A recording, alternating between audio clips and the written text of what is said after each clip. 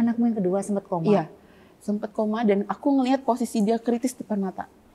Kamu baru di sini aku udah gini membayangkan Dina yang waktu itu sendirian, si kakak ya Majid ya, Majid dengan terapinya harus dijalani, kemudian kamu harus menerima kenyataan melahirkan di COVID dan kemudian anakmu juga dengan diagnosa thalassemia tadi, kemudian kamu gak bisa ketemu sama anak kamu dan semua itu kamu jalanin sendirian. Ya, aku nggak tahu itu malaikat atau benar manusia, tapi kamu posisi udah di mana waktu itu, Mbak?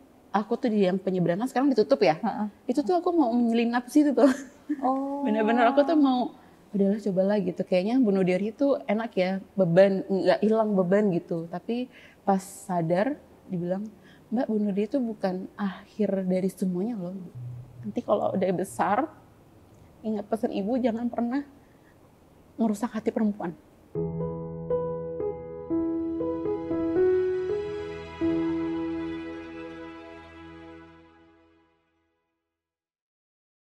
Assalamualaikum warahmatullahi wabarakatuh. Apa kabar sahabat Titik Putih semuanya? Senang sekali saya Intan Erlita bisa menyapa kembali di Titik Putih episode kali ini.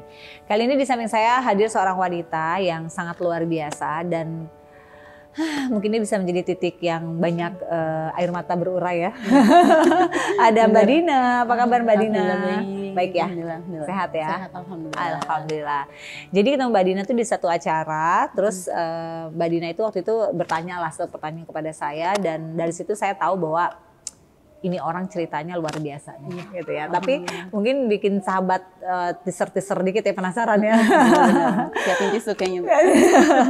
Oke, Mbak Dina sibuk apa sehari-hari nih? Alhamdulillah saat ini aku tuh lagi sibuk ngurusin anak. Terus sambil dagang-dagang lah, sambil tetap ngasih motivasi ke anak-anak RSCM biasa. Oke, anak-anak RSCM?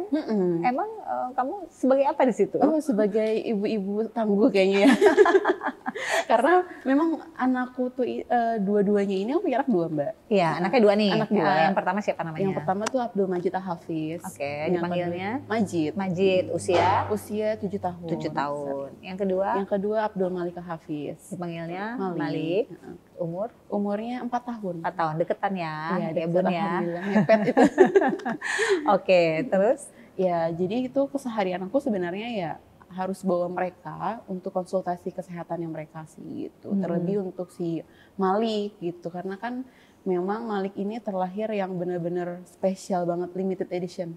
Spesialnya tuh di mana? Spesialnya tuh dia lahir dengan keadaan yang unik. Oke. Jadi dia harus berjuang untuk hidupnya tuh dari masih lahir, benar-benar berlahir tuh dia harus berjuang untuk hidup sendiri, terus berjuang sampai umur sekarang 4 tahun. Apa diagnosanya, Dia Mbak? tuh sakitnya tuh dari awal lahir itu memang sudah sebenarnya dari diagnosa dokter mungkin masih tahu, aku tuh masih ragu ya gitu.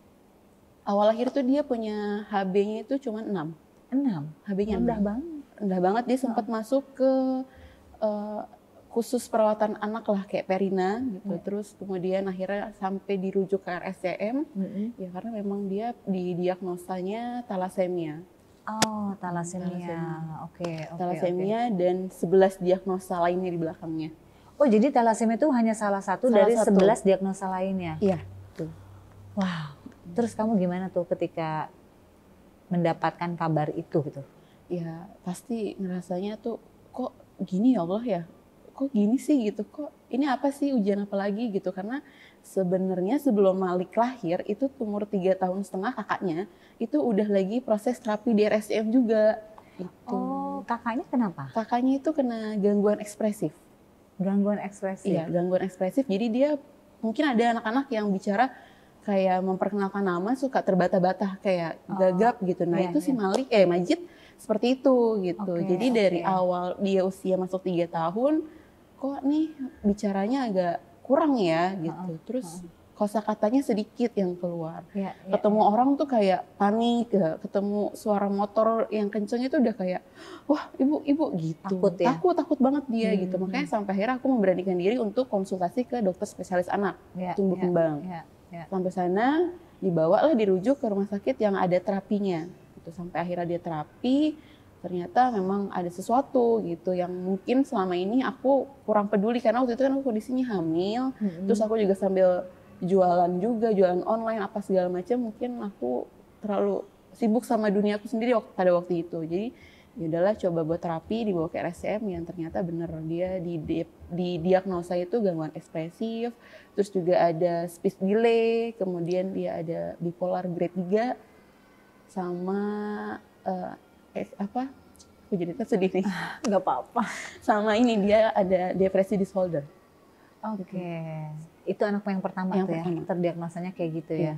Dan ketika kamu lagi mencoba menterapi si kakak, ketika kamu melahirkan si adik, ternyata adik juga terdiagnosa talasemia dan 11 diagnosa lainnya.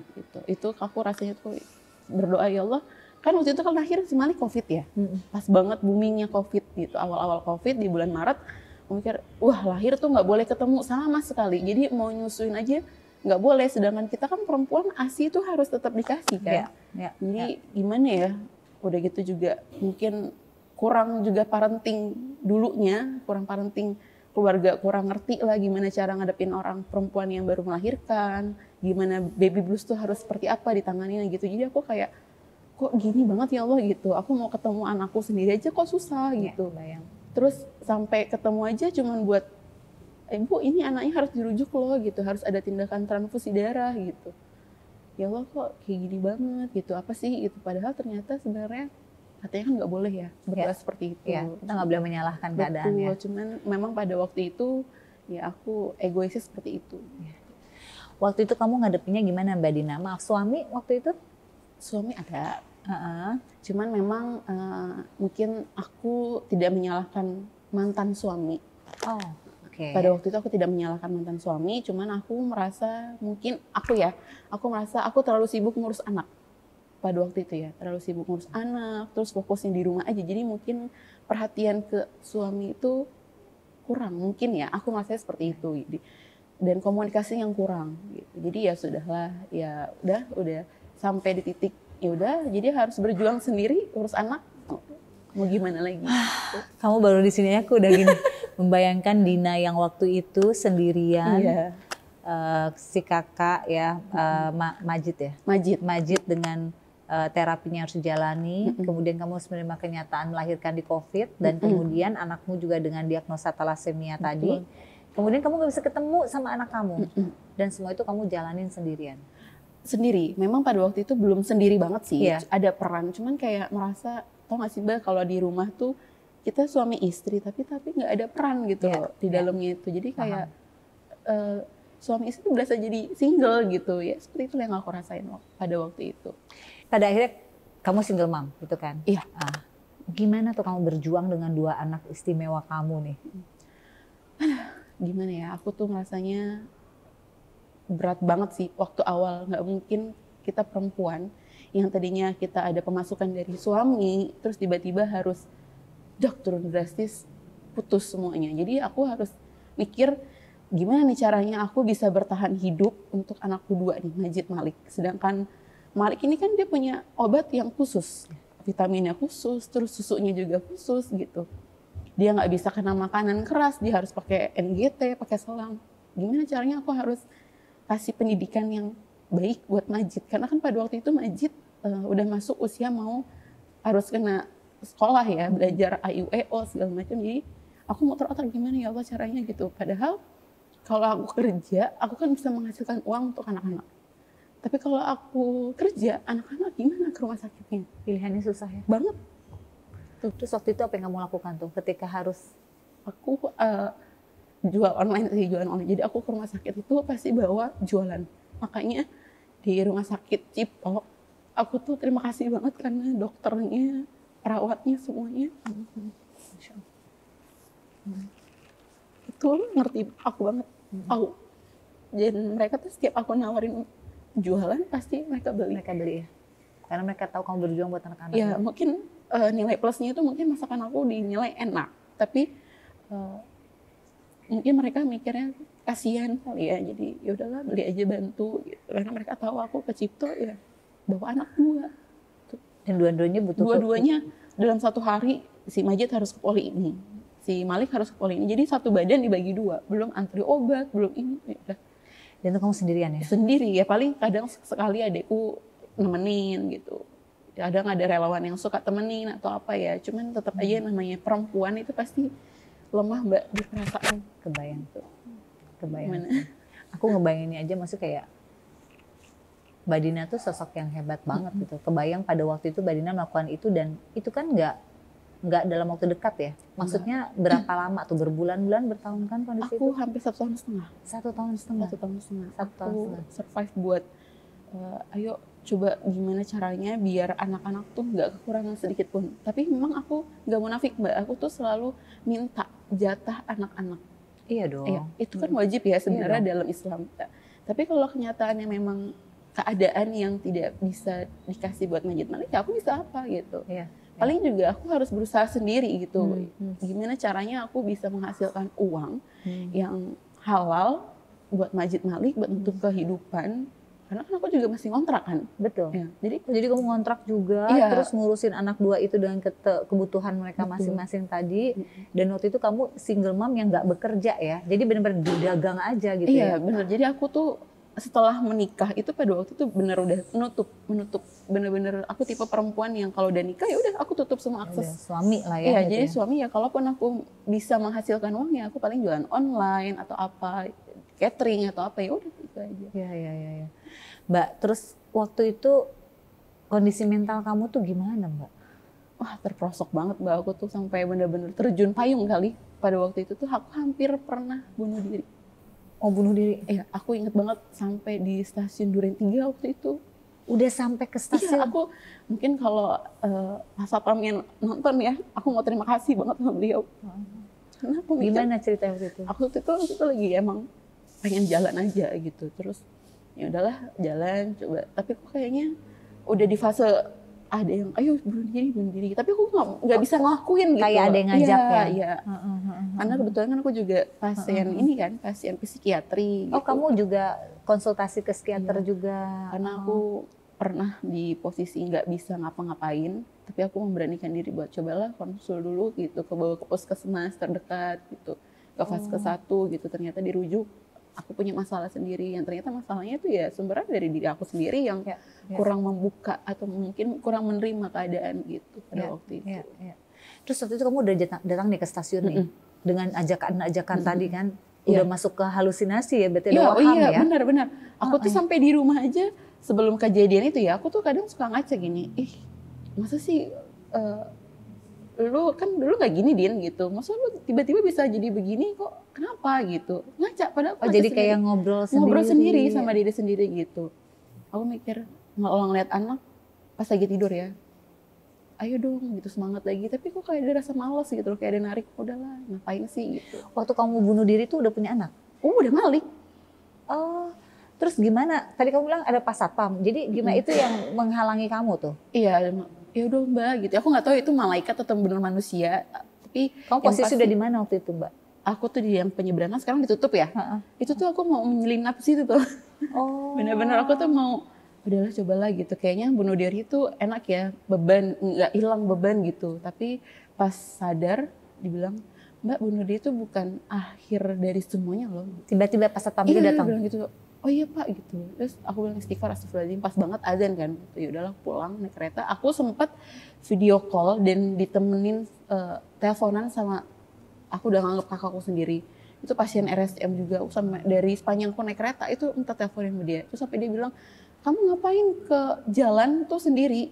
Kamu tuh masih dalam pantauan dokter, nggak bisa jalan sendiri, minimal tuh harus ditemenin. Ya Allah, jangan-jangan itu Satpam memang didatangkan khusus sama Allah buat menyelamatkan kamu ya, karena kamu udah di posisi udah mau menabrakkan diri dengan kereta ya. Karena memang aku udah minum dosis obat juga udah lumayan berat kan menurut aku. Kamu udah sampai minum obat? Udah minum obat. Jadi setiap aku minum obat tuh kayak tiba-tiba aku tahu pada pagi aja, terus aku lupa sama memori yang kemarin tuh apa gitu. Oh, jadi memorinya kayak hilang gitu. Yang aku ingat, oh yaudah hari ini ya anak ya udah urus.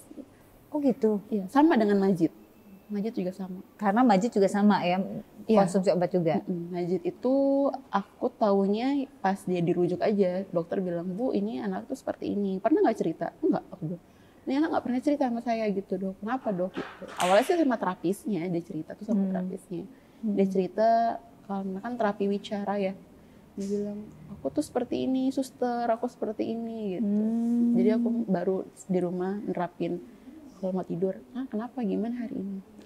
Mbak Dina, gimana nih seorang Mbak Dina ya, maksudnya single mom, harus berjuang dengan anak yang harus diterapi tadi ya, karena mereka punya khusus ya dalam diri anak yang Mbak Dina. Tapi Mbak Dina sendiri secara mental kan lagi mental illness waktu itu ya Mbak ya? Itu bergejolak banget itu pasti. Sampai aku tuh di rumah nerapin silent treatment.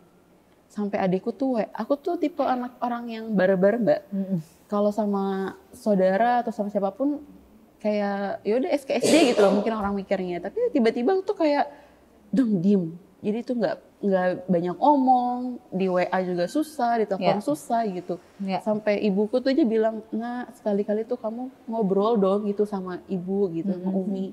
Padahal aku mikir nggak, biasa aja. Gitu. Sampai aku tuh ada fase ya udah diem, bener-bener diem. Diem ya, karena nggak tahu harus ngapain, ya udahlah diem aja gitu ya. Udahlah diem lah, kayak percuma aku cerita juga orang lain nggak akan pernah mau tahu rasanya gitu. Jadi cuman ngasih tahu, kamu tuh kayak gini, banyakin sholat. Ya memang sholat itu udah kewajiban kita gitu, tapi kalau namanya mental itu kita nggak ada yang tahu. Gitu. Mbak, menariknya adalah kapan titik baliknya Mbak Dina nih? Kan Mbak Dina nih nggak terus nyusruk gitu ya, ada kickback ke atas gitu. Pada saat mental ke atasnya tuh gimana Mbak? Aku tuh pas mental ke atasnya tuh pas banget sadar kalau aku tuh harus benar-benar bisa bangkit ketika tahun lalu persis pas banget bulan Ramadan abis Lebaran itu Malik tahun lalu. Iya, tahun lalu. Okay. Malik itu sempat koma di rumah sakit Cipto. Anakmu yang kedua sempat koma? Iya, sempat koma dan aku ngelihat posisi dia kritis depan mata. Biru semua tuh badannya sampai kayak orang kedinginan hipo. Aku bilang gini, Nak, aku sampai bilang, Nak, ayo kalau kamu masih mau bangkit, kamu masih mau berjuang sama ibu, ayo Nak gitu. Tapi kalau kamu sudah lelah, udah capek, apa-apa, ibu sudah ikhlas. Kamu udah di titik itu ya? Aku sudah bilang gitu. Dan penyesalan aku pada saat itu kok bisa ngucap gitu, takutnya kan diijabah sama Allah ya gitu.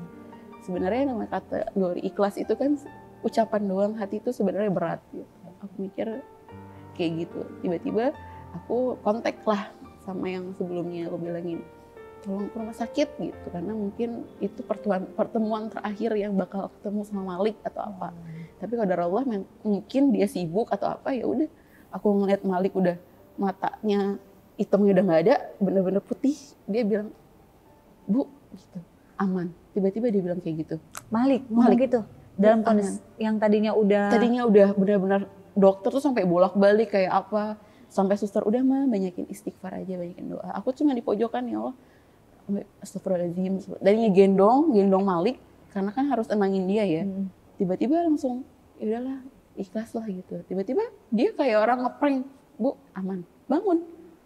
Sadar. Dan di situ aku mikir, oh, gue nggak bisa nih kayak gini terus nih. Gue nggak bisa terus-terusan nangis, terus menyalahin diri sendiri, nyalahin orang-orang sekitar yang nggak peduli gitu. Ya, emang udah takdir, mau gimana lagi? Itu titik bangkit kamu ya? Itu titik bangkit aku. Oke. Gimana kamu jelasin ke anak-anak tentang kondisi kamu? Kan kalau mau balik tuh kan kayak kita mau bangkit kan harus mengkondisikan anak-anak juga ya. Nah itu gimana kamu jelasin? Kalau untuk Malik kan masih anak kecil ya Mbak, jadi tuh mungkin dia gimana orang tuanya, gimana lingkungannya sekitar. Tapi yang agak susah itu ya si Majid ini. Gitu. Aku pelan-pelan sih ngasih tau dia gini, Nah, Majid kan sudah mau 7 tahun nih, gitu. Kita nggak bisa terus-terusan sedih-sedih terus gitu. Jadi ada sesuatu yang bikin kita bahagia nantinya. Tapi Majid harus terima apapun itu karena ini sudah garisnya yang dari Allah kasih gitu. Siapapun dan kapanpun itu kita harus terima. Dan laki-laki itu, aku selalu terapin itu Mbak, laki-laki itu tidak boleh bergantung pada siapapun, kalau aku. Karena nanti dia setelah kamu dewasa, kamu bakal keluar sendiri gitu. Setelah kamu lulus sekolah, kamu akan hidup sendiri gitu. Ada ibu, tapi ibu tidak bisa jadi tameng buat kamu. Karena kan selama ini kan dikit-dikit ibu gitu, kena bully dikit ibu gitu. Tapi nanti di luar kamu nggak bisa. Kamu harus bisa bangkit sendiri. Bahkan itu aja udah kamu sampaikan kan anak kamu, selalu. Untuk anak-anak kamu tuh kuat ya. Iya. Setiap tidur tuh aku pasti, Majid, kalau kamu nanti diledekin sama teman kamu, lawan. Nanti itu bakalan terus sampai kamu gede kebiasa. Kalau kamu dikit-dikit ibu, gimana nanti kamu di luar sana lulus sekolah atau kamu kerja tiba-tiba, kita kan nggak tahu ya kedepannya seperti apa. Masa iya kamu dikit-dikit harus ibu gitu. Betul. Nah, sekarang caranya Mbak Dina untuk pelan-pelan bangkit tuh mulai dari mana? Karena kan aku ngebayanginnya Mbak Dina nih anak yang masih sakit gitu kan, terus Mbak Dina nggak punya pekerjaan, cuma jualan-jualan terus di RCM gitu kan. Langkah awal tuh apa sih yang pertama kali Mbak Dina perbaiki tuh? Aku memendahi diri Mbak, mendekatkan diri sama Allah sih yang pasti. Terus aku minta maaf sama orang tua. Aku Bilangnya apa waktu itu ke orang tua? Aduh, aku bilang, Bi, karena pada saat kondisi aku dipulangkan ya mungkin ya udah gitu, udah lepas kan. Balik lagi kita menjawabnya kan seperti ke orang tua gitu. Tapi aku minta maaf ya Bi ya, karena sejauh ini mungkin dari aku lahir sampai sekarang aku masih nyusahin Abi gitu. Aku minta maaf gitu. Aku minta doanya buat kelangsungan hidup aku dan anak-anak. Dengan siapapun nanti aku hidup, aku minta tolong untuk direstui. Kalaupun nanti aku belum ketemu jodohnya, aku minta tolong untuk direstui untuk bisa membahagiakan anak-anak gitu. Waktu itu kamu langsung minta maaf sama Abi? Sama Abi, sama Umi, terus sama karena adik-adikku juga ngerasa aku berubah kan, jadi kayak jadi pendiam nih mbak gue gitu. Ya udah aku minta maaf lah sama keluarga. Setelah kamu minta maaf sama keluarga dan orang tua, langkah apa? Aku ya tetap aku harus berjuangkan buat anak, terus aku memperbaiki diri, aku baru mulai menutup akses yang tadinya bikin toksik. Ya, benar-benar udah aku di Instagram tuh kan banyak ya teman-teman unfollow aja lah. Dan aku sampai sekarang bersistem bodo amat. Bodo amat. Jadi orang mau ngomong apa masuk kuping kanan keluar kuping kiri gitu. Jadi sampai orang, jangan kan orang lain, saudara ngomong ini juga bodo amat gitu. Bikin rugi doang. Benar gitu ya. Karena kesehatan mental kita tuh paling penting ya gitu ya. Itu. Mbak, sekarang Mbak Dina udah punya pasangan lagi? Alhamdulillah. Alhamdulillah. Gimana tuh ngenalin pasangan untuk diri kamu sendiri dulu deh, bisa nerima setelah melalui hal-hal yang nggak nyaman kemarin gitu?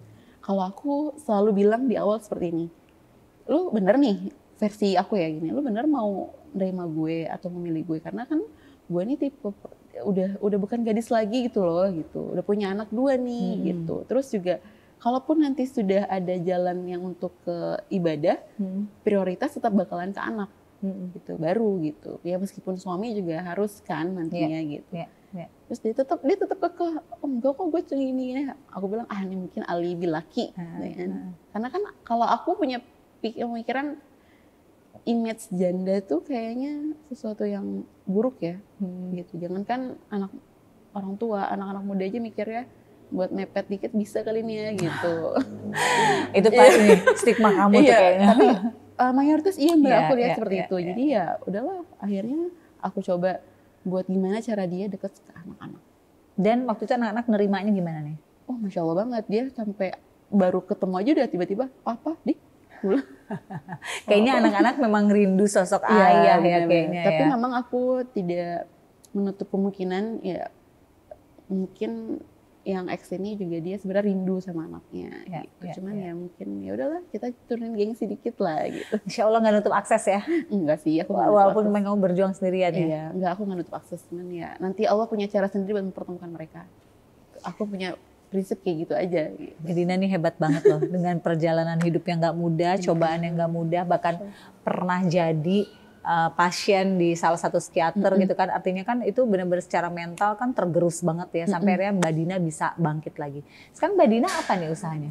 Aku kebetulan usaha punya brand sendiri namanya Seldon. Aku bikin tuh sama yang sekarang ini, sama partner benar-benar. Pasangan hidup dan pasangan bisnis ya? Iya, karena memang tujuan aku menikah ke depannya itu ya bukan sekadar gue sayang lo loh, gue cinta sama lo. Aku nggak punya kayak gitu mbak. Karena dari awal dulu tuh sebenarnya aku punya tujuan nikah ya gimana caranya buat saling sama-sama gitu loh. Sama-sama kita saling melengkapi gitu. Kalau kita ada kekurangan ya koreksi gitu. Tujuannya itu tujuan menikah. Bukan gue nikah sama lo karena gue pengen lo susah senang sama gue. Apa kuliah tuh? Nah ternyata kenyataan bener. Akhirnya dikata sama Allah ya udahlah gitu. Benar-benar. Dari semua pelajaran hidupnya Mbak Dina nih, naik turunnya kan roller coaster life-nya tuh Masya Allah ya. Banget. Hikmah apa buat Mbak Dina? Hikmah yang aku ambil sekarang itu aku bisa jadi lebih dekat sama Allah lah.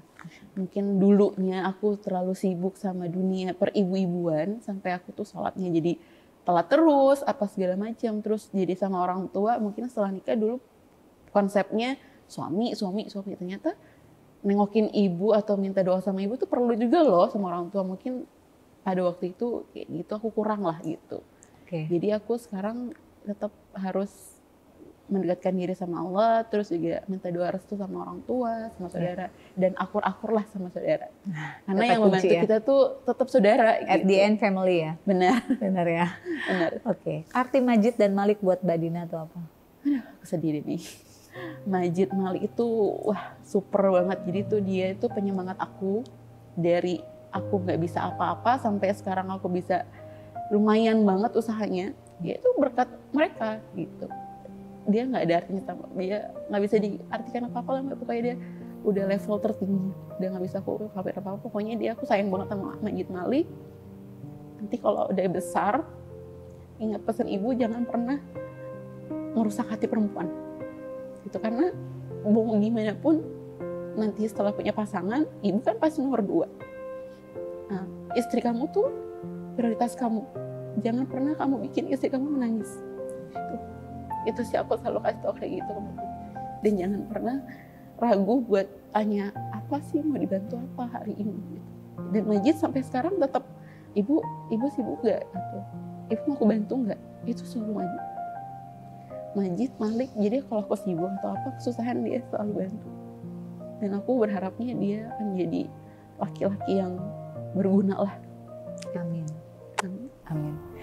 Nasihatnya simple tapi powerful ya. Ya. Majid, Malik, jangan pernah bikin nangis istri kamu ya. Itu. Tapi bantu mereka, tanyakan apa yang bisa dibantu ya. Betul. Karena itu poin pentingnya sih sebenarnya. Amin ya. Semoga Majid sama Malik mendengar nih nanti ya nasihat dari mamanya, dan semoga Majid dan Malik menjadi anak-anak yang soleh dan juga menghargai wanita, terutama istri dan juga ibunya ya. Semoga kebahagiaan terus ada buat kalian sekeluarga ya. Aduh ya Allah Mbak Dina. Insya Allah.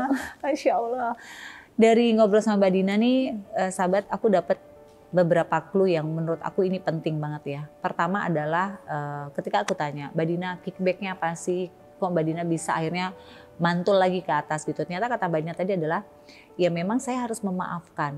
Ini the power of memaafkan tuh luar biasa loh gitu. Minta maaf sama orang tua, minta maaf sama keluarga ya. Karena sejatinya pada saat kita memaafkan, itu bukan berarti kita memaafkan orang lain. Tapi sejatinya adalah kita memaafkan diri kita dan kesalahan kita di masa lalu. Jadi seperti kita menggunting hal yang gak nyaman. Betul ya kayak gitu ya. Kemudian tadi juga Mbak Dina bilang bahwa setelah itu udah mulai mencari, mendekatkan diri sama Allah, kemudian berdoa, lalu mencari peluang-peluang ya. Nah hal-hal ini yang mungkin harus bisa teman-teman ambil pelajarannya, bahwa seburuk apapun kondisi kita, ada di titik apapun level kita saat ini, bukan berarti kita nggak bisa kembali ke titik yang putih, ke titik yang lebih baik, ke titik yang lebih tinggi. Tapi intinya dari kita, mau apa enggak. Susah ya, nggak dibilang gampang ya Mbak Dina. Susah ya. Banget. Susah banget berdarah-darah, tapi bukan berarti nggak bisa. Intinya di kita, mau atau enggak, dan percaya bahwa Allah tuh selalu ada. Karena Mbak Dina tadi ngomong gitu ya, udah percaya deh Allah, deketin sama Allah. Jadi intinya adalah gak sendirian, dan kita bisa bangkit dan insya Allah jauh lebih baik ya. Aku boleh ngucapin terima kasih nggak sih? Boleh dong, silakan. Boleh. Untuk semua orang-orang yang sudah ada di belakangku, terutama untuk orang tua, saudara, terus juga ya ayahnya Majid Malik, ya, dimanapun mereka tuh tetap anak kamu, jadi tetap doakan dia supaya jadi anak-anak yang soleh. So, aku juga mau ngucapin terima kasih untuk Pak Dwi yang sudah mengikhlaskan rumahnya untuk ditempatin nama aku gitu. Terus juga sama Erik gitu. Jadi dia memang benar-benar hadir di saat Malik kritis, Majid kritis gitu. Terus sama orang-orang yang sudah banyak bantu aku kayak Julio tuh udah nggak bisa dibalas dengan apapun gitu. Masya Allah. Jadi orang-orang baik ya. Mbak Dina, makasih banyak ya Allah sharingnya hari ini. Akhirnya membuat aku jadi gini, iya ya aku udah ngucapin makasih belum ya sama orang-orang yang selama ini support aku ya. Dan terus aku mau terima kasih juga karena ada orang yang telah menerima aku apa adanya. Terus keluarganya juga mau menerima kekurangan aku yang mungkin kelebihannya cuma bisa dilihat sama mereka seperti itu. Tapi yang pasti tidak semua perempuan yang single parents itu punya image jelek, enggak. Tidak semua ya. Mereka punya gambaran baik sendiri kok gitu. Ya. Cuma memang image-nya jadi single parents perempuan atau janda itu buruk emang gitu. Cuman mereka enggak semua kayak gitu ya. Tidak ada yang mau menjadi single gitu aja. Terima kasih Mbak Dina, ya Allah. Sekali lagi terima kasih, sukses terus buat Mbak Dina, buat anak-anak Malik, Majid, dan pasangan barunya. Semoga sakinah mawaddah warahmah ya. Amin. Dan para sahabat Titik Putih, luar biasa episode kali ini, pelajaran banyak banget buat kita, dan semoga kita menjadi orang-orang yang mendapatkan kemampuan untuk mengambil pelajaran atau hikmah dari setiap cerita atau kehidupan orang lain. Sampai ketemu lagi. Assalamualaikum warahmatullahi wabarakatuh. Masya Allah.